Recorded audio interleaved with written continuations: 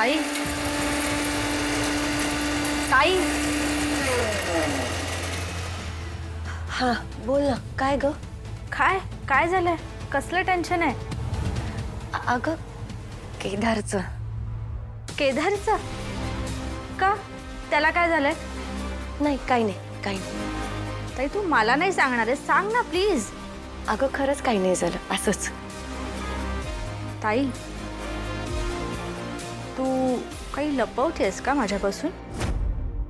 नाही म्हणजे आपण बहिणी नाही, बेस्ट फ्रेंड्स होत, राईट? एरवी सगळं सांगतेस, मनात काय चाललंय, तुला कोणाबद्दल काय वाटतंय, असं बिनधास्त बोलतेस म्हणून विचारते.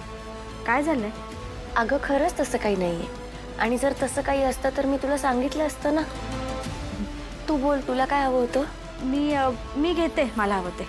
हा मग एक काम कर, हा कूट जो आहे ना बाउलमध्ये काढून ठेव. हा मी आलेच.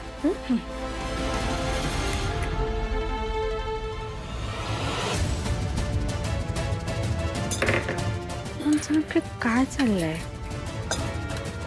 काहीतरी लपवते ताई. या दोघांमध्ये मैत्री नाहीये हे कन्फर्म आहे.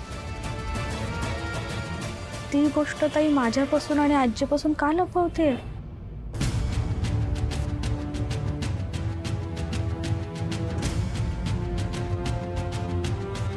आपण ज्या नंबरवर कॉल करीत आहात तो सध्या बंद आहे.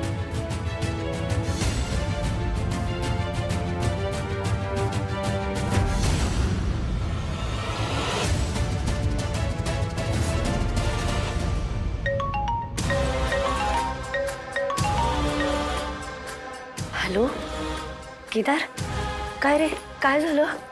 झाली भेट? नाही, का? काही प्रॉब्लेम झालाय का? तो माणूस इकडे आलाच नाही आणि त्याचा फोन पण बंद लागतोय. अरे ठीक आहे ना, फोन त्यांचा बंद झाला असेल, बॅटरी संपली असेल त्याची. मुद्दाम करतोय तो हे. त्याला अंदाज आलेला असणार त्याला मी इथे का बोलवलंय त्याचा. जे सत्य त्याला माझ्यापासून लपवायचं होतं ते माझ्या समोर आलंय हे त्याला कळलं असणार, म्हणून मुद्दाम करतोय तो हे सगळं.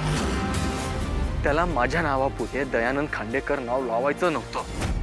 आता त्याने भीक जरी मागितली ना तरीही केदारच्या पुढे मी त्याचं नाव लावणार नाही. केदार ऐक ना माझं. नाही जगू शकत मी ओझं घेऊन. बस झालं आता.